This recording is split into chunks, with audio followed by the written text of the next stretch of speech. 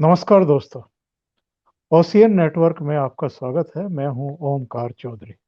कल सरकार और जो दिल्ली में आंदोलनकारी किसान हैं उनके प्रतिनिधियों के बीच में अगले दौर की बातचीत होगी।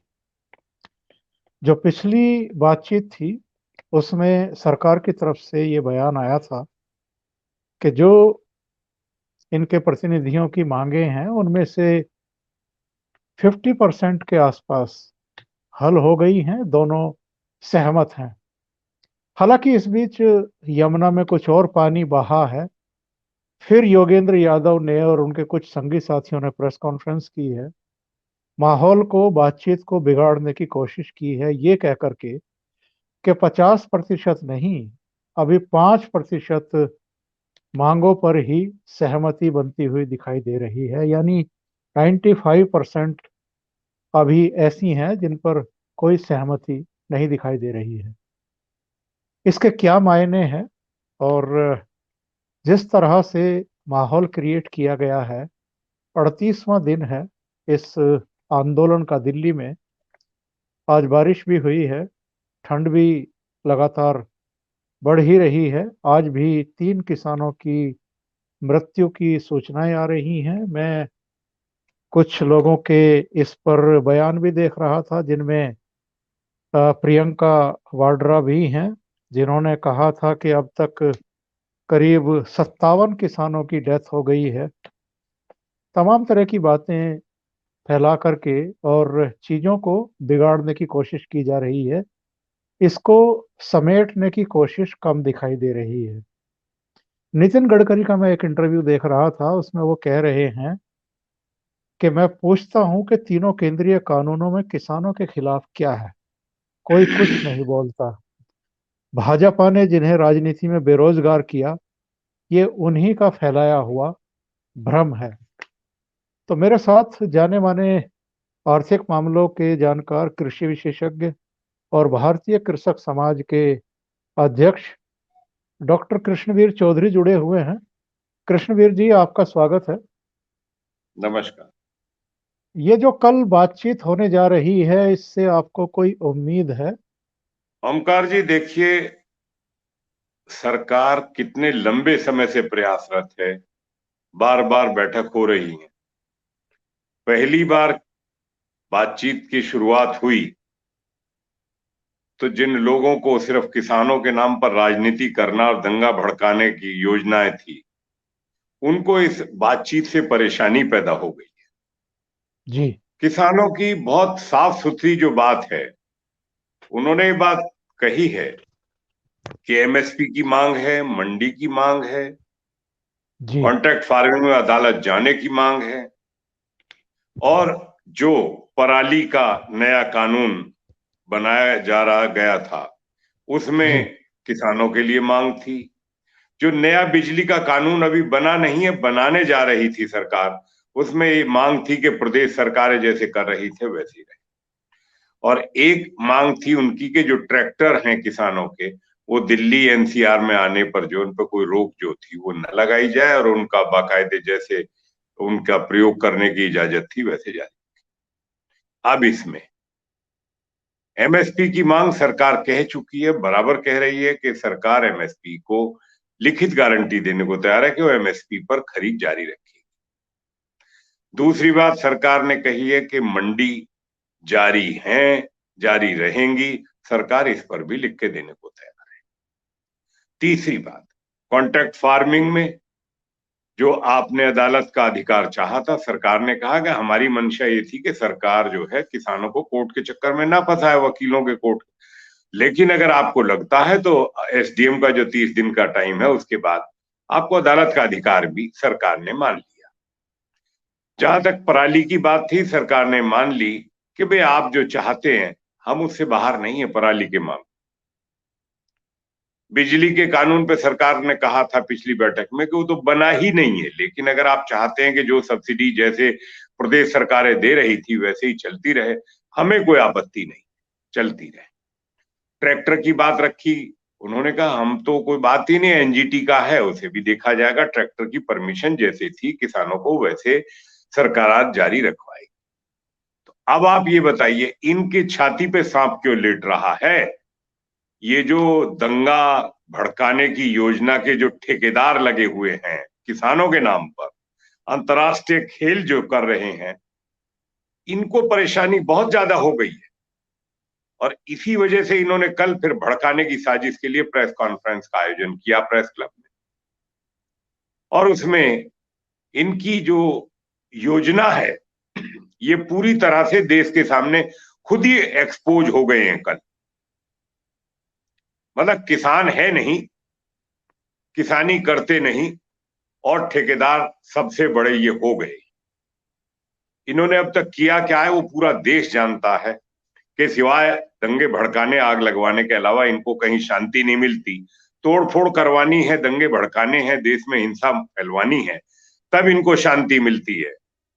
तो क्या ये देश के हित में है? बड़ा सवाल आज। क्या ये किसान के हित में है?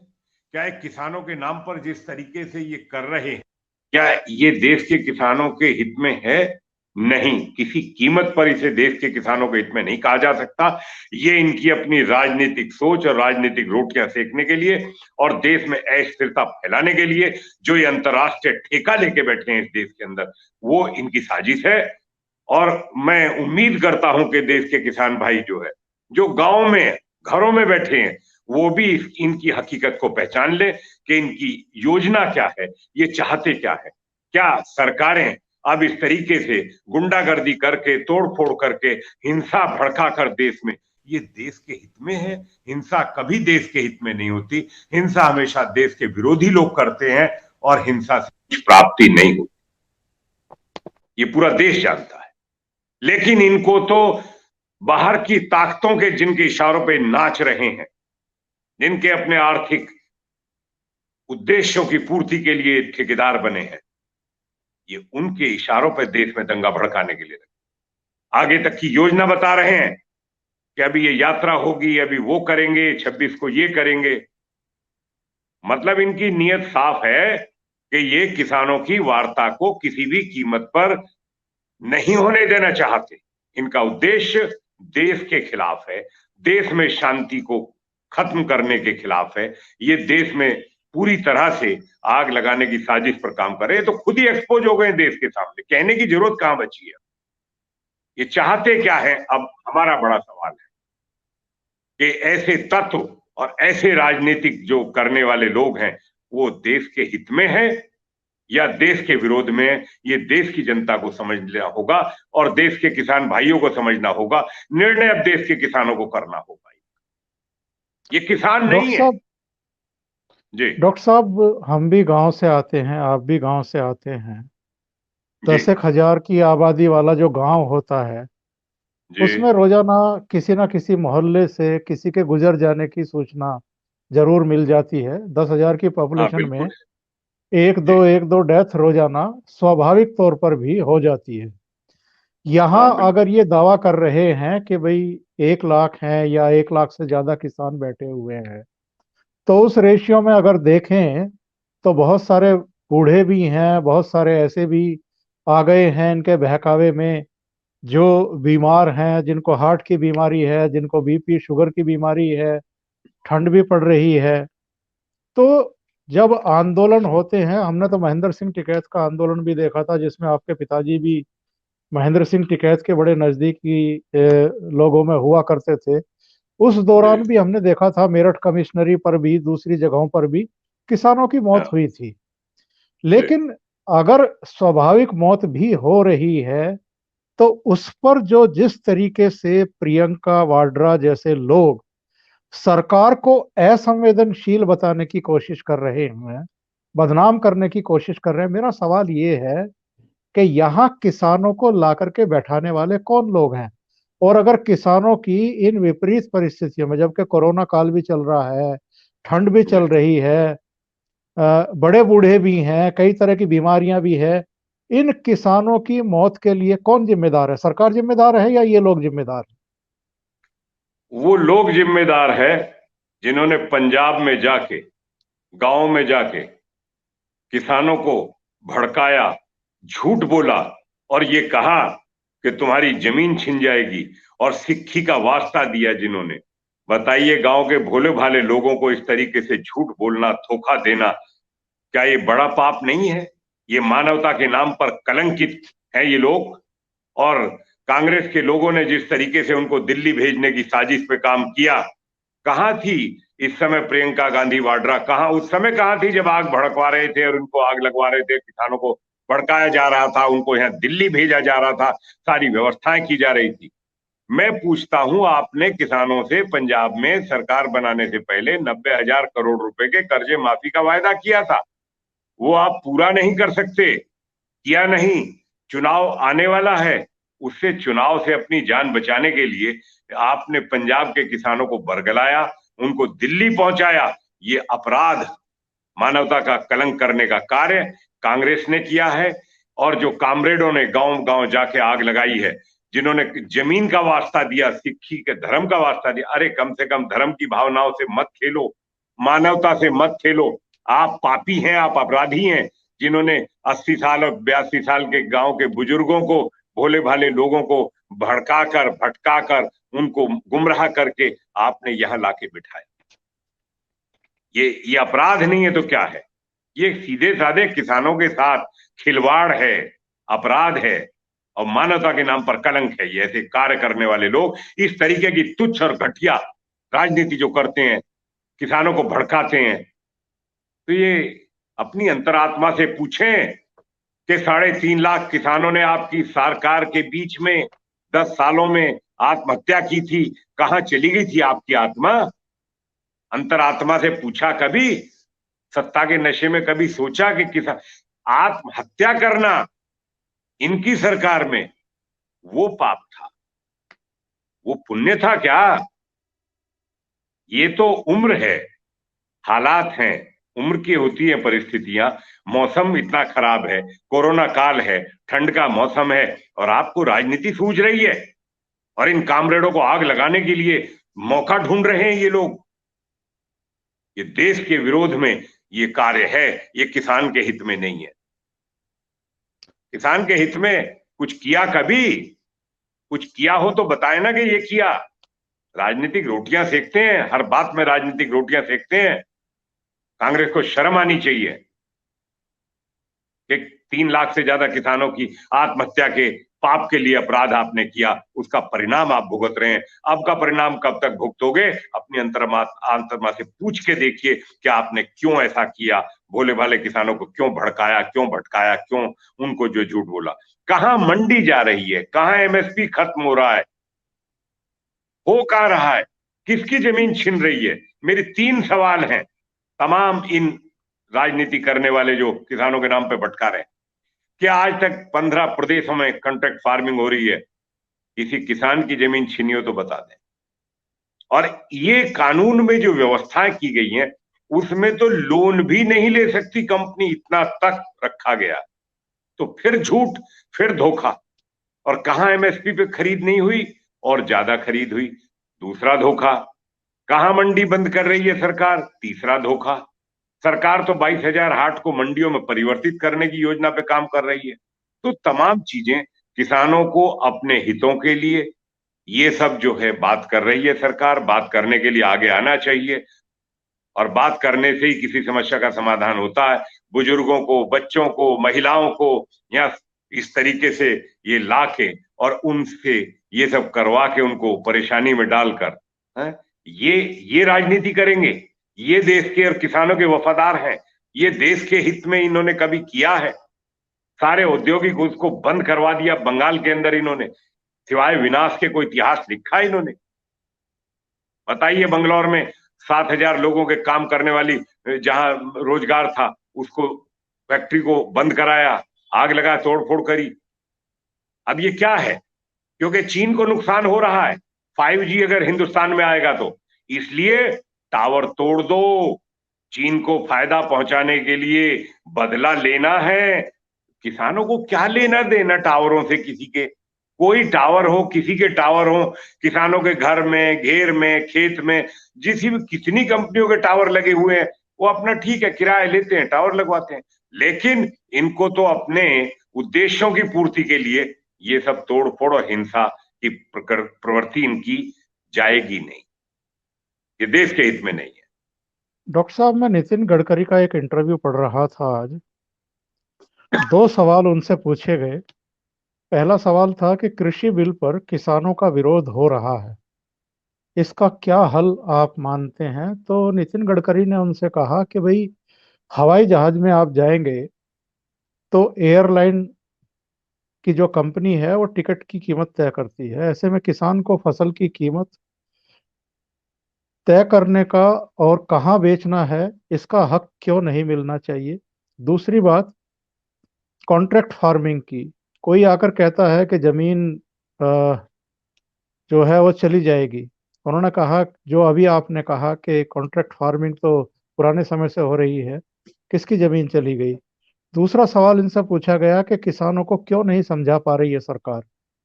तो उन्होंने कहा कि हमारे कारण कई लोग बेरोजगार हुए हैं और वही किसानों को भ्रमित कर रहे हैं। मैं पूछता हूं कि कानून में जो 3 कानून हैं, इसमें किसानों के विरुद्ध क्या है, ये मुझे समझाए। जब मैं पूछता हूं तो कोई बोलता ही नहीं। तो सवाल ये है कि कहीं अगर परेशानी हो तो उसका समाधान किया जाए। जब जी, परेशानी ही नहीं है, झूठ के, पाखंड के और धोखे के आधार पर आंदोलन खड़ा किया गया है, तो इन्हें कोई कैसे समझा सकता है? सोते हुए को तो जगाया जा सकता है, लेकिन जो जागते हुए सोने का नाटक करने के लिए ये जो गिरोह आया है, इनका इलाज जो है, इनका इलाज क्या है, ये सबसे बड़ा सवाल है। और वो भी छोड़िए, किसानों को तो पता ही नहीं कुछ भी। उनसे जो लोग, मीडिया के लोग जाके बात करते हैं, तो वो ये कहते हैं हमारे नेता वहां बैठे हैं, उनसे पूछ लो। अब बताइए, नेता तय करेगा कि करना क्या है। नेता लाके कहीं भी बिठा देगा, नेता कुछ भी करवा देगा। देखिए कितना सीधा है ये देश का किसान। जाति और धर्मों में इन्होंने बांटा, अब इस तरीके से बांटा। अरे मोदी के विरोध में भोले भाले किसानों की आत्मा का श्राप मत लो। राजनीति करनी है तो सामने खड़े होकर टक्कर से करो। किसानों के कंधे पे बंदूक रख के ये हरकतें बंद करो। इनका करेक्टर क्या है जो ये योगेंद्र यादव नेतागिरी करके दिखा रहा है? कहां का किसान है ये? कितनी जमीन और कितने पशु इसके पास हैं? क्या करता है? पहले ये नेशनल एडवाइजरी काउंसिल में सोनिया गांधी का था मेंबर। और क्या करते थे वहां? क्या करते थे? काम क्या था इनका वहां?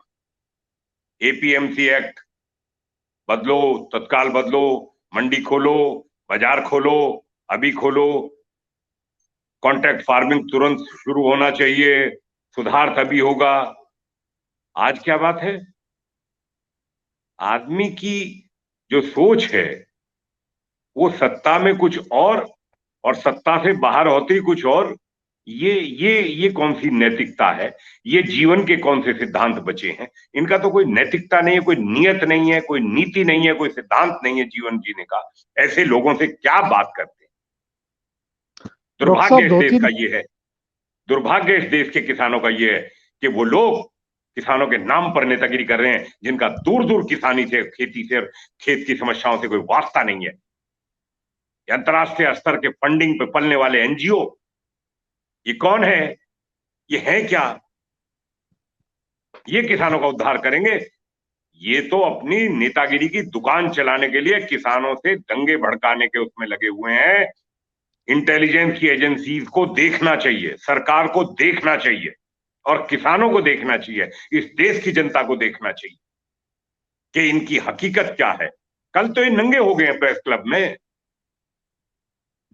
इन्होंने अपने उद्देश्यों को देश के सामने दिखा दिया कि हमारा तो खेल जो है हम खत्म नहीं होने देंगे, हम कोई बातचीत नहीं होने देंगे, हम समझौता कैसे हो जाने देंगे? काहे का समझौता? कैसा समझौता? बताइए आप। मतलब किसानों की जो बात है वो अगर समाधान हो रहा है तो इनको आग लगी है। ये लोग, ये किसानों के दुश्मन हैं। ऐसे लोग किसानों के हिमायती तो दूर रहे, किसानों के दोस्त नहीं है ये कुछ नहीं। दोस्त होते तो ये कहते कि हमारी जो बात समाधान हुआ उससे आगे और है, एमएसपी की बात भी हम सरकार के सामने रखेंगे, कमेटी बनाए, सुप्रीम कोर्ट कोई सलाह दे, कोई बात हो, कोई कानूनी रास्ता हो। कई सारी चीजें हैं, इंटरनेशनल एग्रीमेंट मनमोहन सिंह जी ने करे हैं, उन सब के लिए कोई कानूनी प्रावधान का कोई रास्ता किसी सरकार क्या बंद कर रही है? मुझे सिर्फ एक सवाल का जवाब कोई भी दे दे कि क्या सरकार ने एमएसपी बंद कर दिया? क्या सरकार ने मंडियों में ताले लगवा दिए? हाँ, एक बात जरूर है ओंकार जी कि ई ट्रेडिंग से जो बाजार का भाव है वो मोबाइल पे किसानों को पता लगता रहेगा। तो जो लुटेरे लूट रहे थे ना किसानों को, उस लूट में कमी आएगी, क्योंकि किसान देख लेगा कि आज का भाव उस मंडी में ये है, तो इन लुटेरों से उसका कुछ जान बचेगी। ऐसी अपेक्षा और ऐसी उम्मीद मेरे मन में तो है कि जब उसको एसएमएस में पता लग जाएगा कि आज का रेट ये है, तो इनको क्यों देगा बिहार का और पूर्वी उत्तर प्रदेश का किसान 800-900 रुपए कुंटल पर जो है धान क्यों बेचेगा? आप एक बात देखिए, धान का कुल उत्पादन कितना है पंजाब का, उसमें बासमती कितना है, नॉन बासमती कितना है, उसमें गैप कितना है, और पंजाब में खरीदी कितनी है? वो कहां से हुआ, कहां से आया? खेल तो वो है ना, लुटेरों का लूट का तो मामला तंत्र, लूट तंत्र पर चोट है। और अब वो किसानों को पता लगेगा कि भाई इस भाव वहां मंडी में बिक रहा, वो कहेंगे इन्हें क्यों देना, हम वहीं बेच लेंगे। ये दिक्कतें हो रही, और इनको डॉक्टर दिक्कत है साहब, अंतरराष्ट्रीय ताकतों की। उनके साथ खड़े हैं, उनका उद्देश्यों की पूर्ति करना है। दो तीन खबरें मैं देख रहा हूँ डॉक्टर साहब। एक तो कैथल में राज्य मंत्री हैं कमलेश ढाडा, एक विधायक हैं लीलाराम, उनके आवास घेरने की कोशिश की गई। लुधियाना में भारतीय जनता पार्टी ने प्रदर्शन किया और जो रवनीत सिंह बिट्टू है, जो बेअंत सिंह के पोते और मेंबर ऑफ पार्लियामेंट लुधियाना से कांग्रेस के, उन्होंने पिछले दिनों एक बयान दिया था, ऑन कैमरा दिया था कि 1 जनवरी के बाद हम नई प्लान के साथ आएंगे और लाशें बिछ जाएंगी। तो भारतीय जनता पार्टी मांग कर रही है कि उनके खिलाफ जो है आप मुकदमा कायम करिए। जो आदमी ऑन कैमरा इस तरह की बातें कर रहा है, इनसे इनके मंसूबे और उनकी तैयारियां पता चलती हैं कि ये लोग किस तरह का वातावरण देश में पैदा करना चाहते हैं। एक तीसरी खबर मैंने देखी सोनीपत डेट लाइन से, जिसमें कहा गया कि साहब बुजुर्ग तो शांत हैं, पर जो यूथ है वो अब केजीपी केएमपी वहां जाकर के ट्रैफिक जाम करने लगा है, रोकने लगा है, और वो अब तोड़फोड़ पर भी आमादा हो गया है। अगर ये मसला जल्दी नहीं सुलझाया गया तो हिंसक वारदातें जो हैं वो हो सकती हैं। ये सारी खबरें इंगित करती हैं डॉक्टर साहब कि इस सब के पीछे कितनी गहरी पॉलिटिक्स है। और योगेंद्र यादव की ही प्रेस कॉन्फ्रेंस में एक सज्जन कहते हैं कि एमएसपी, मंडी समिति, ये सब चीजें ठीक हैं, लेकिन जब तक ये 3 काले कानून वापस नहीं होंगे तब तक हम नहीं उठेंगे। और उन्होंने ये भी कहा कि जब तक मनोहर लाल खट्टर की सरकार गिर नहीं जाएगी तब तक हम चैन से नहीं बैठेंगे। इसका क्या मतलब है डॉक्टर साहब? इसका मतलब तो मैं तो पहले दिन से कह रहा हूं कि इनका उद्देश्य जो है वो पूरी तरह से किसानों को नाम पर जो है ये राजनीति कर रहे हैं, दंगे भड़काना है। अब ये कहना कि 1 तारीख की पूरी तैयारी कर ली गई है, राजस्थान की सीमा पे जिस तरीके से इन कामरेडों ने जो ट्रैक्टरों से ये किया, बैरिकेडिंग तोड़ने की साजिश की, जो मीडिया रिपोर्ट आई है, जबकि राकेश ने मना किया है कि नहीं ऐसा नहीं है, किसानों को पुलिस रोक रही थी, तो वो जो है अब वो आ गए हैं, नीचे बैठे हैं। ये सब बड़ी साजिश है, इस साजिश को समझने की जरूरत है। ये देश बड़ा है, हम लोग बड़े नहीं हैं, हम तो साधारण नागरिक हैं इस देश के।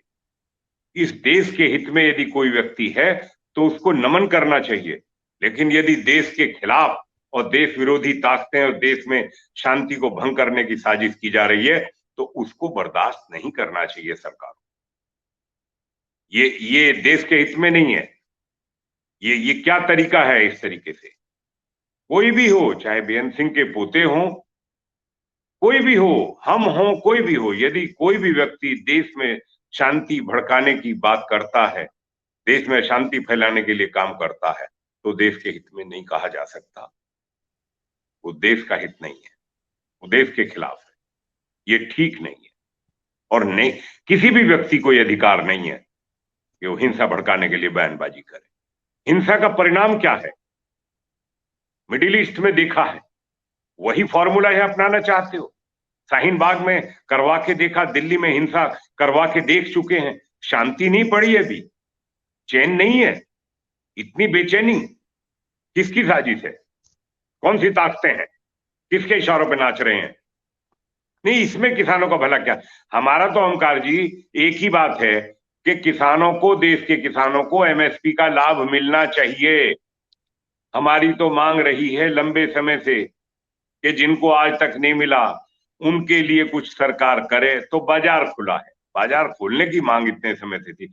हम आज भी यही कहते हैं, सरकार से निवेदन करते हैं कि किसानों को उसका लाभकारी मूल्य मिले फसलों का। हम तो एक आग्रह करते हैं कि जो कॉन्ट्रैक्ट फार्मिंग करे कोई भी कंपनी और किसानों के बीच में, तो कॉन्ट्रैक्ट जो एमएसपी से कम पर जो फसलें हैं उनका कोई कंपनी ना करे। ये मेरा मन में है, मेरा एक सुझाव है। ये भी मेरा एक सुझाव, अब आपसे बात हो रही है तो ये मन में ये बात आई कि भाई जब ये कंपनियों की बात करते हैं और कंपनी खरीद बेच करेंगी तो एमएसपी से कम पर जो एमएसपी फसलें हैं वो उससे कम पर खरीदी बिक्री एग्रीमेंट ना हो, कॉन्ट्रैक्ट ना हो। वैसे तो किसान की अपनी मर्जी है, करें ही क्यों? हम कह रहे हैं हम उससे कम पे कॉन्ट्रैक्ट क्यों करें? वो तो मिनिमम है, हमें ज्यादा से ज्यादा लेना चाहिए, ज्यादा से ज्यादा पे हमें जो कॉन्ट्रैक्ट करना चाहिए। मेरा तो ये मानना है। बहुत बहुत धन्यवाद डॉक्टर कृष्णवीर चौधरी जी, आप जुड़े और कल जो बातचीत प्रस्तावित है उससे रिलेटेड जितने भी बिंदु हैं और जिस तरह की पॉलिटिक्स की जा रही है, जिस तरह की चेतावनियां दी जा रही हैं, गणतंत्र दिवस परेड तक को लेकर के अभी से घोषणाएं की जा रही हैं, जिस तरीके से बातचीत का क्रम जारी था और 5 दिसंबर को कह दिया गया कि प्रधानमंत्री के अंबानी अडानी के पुतले फूकेंगे, बातचीत जारी थी, फिर कह दिया कि 8 दिसंबर को भारत बंद करेंगे। अभी भी बातचीत जारी है, टूटी नहीं है। सरकार लगातार बातचीत करने का प्रयास कर रही है, समाधान निकालने की कोशिश कर रही है।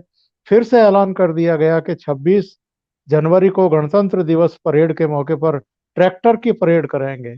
तो इनसे पता लगता है कि एक्चुअल में कुछ तत्व ऐसे हैं इनके भीतर घुस गए हैं जो समाधान निकालने ही नहीं देना चाहते हैं और इसको बहुत लिंगर ऑन करना चाहते हैं अपने सियासी मंसूबों को साधने के लिए। बहुत बहुत धन्यवाद चौधरी साहब, आप जुड़े। नमस्कार। Thank you so much.